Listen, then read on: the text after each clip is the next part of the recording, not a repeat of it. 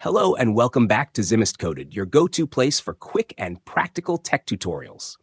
Today, I'm going to show you how to create a website shortcut on your desktop in just a few seconds. It's a super easy way to access your favorite sites without opening your browser and typing in the address every time. Let's get started. First, open up your favorite web browser. For this tutorial, I'll be using Google Chrome, but this works similarly in other browsers too. Now, head over to the website you want to create a shortcut for.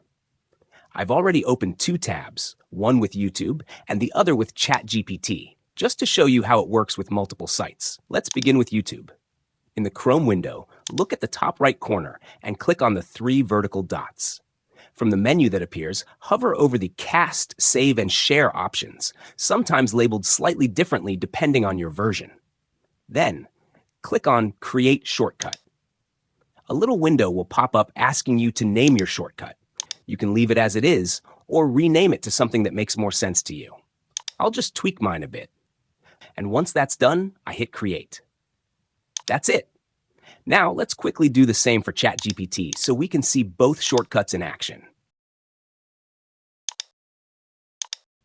Once you've created the shortcuts, minimize or close your browser and head over to your desktop. And just like that, you'll see the icon sitting right there, ready to launch your favorite websites with a single double click. Let me show you. When I double click on the YouTube shortcut, it opens straight to the home page. No extra steps, no hassle. Same with the ChatGPT one. This is such a simple trick, but it can save you a lot of time, especially for websites you visit frequently. Thanks for watching.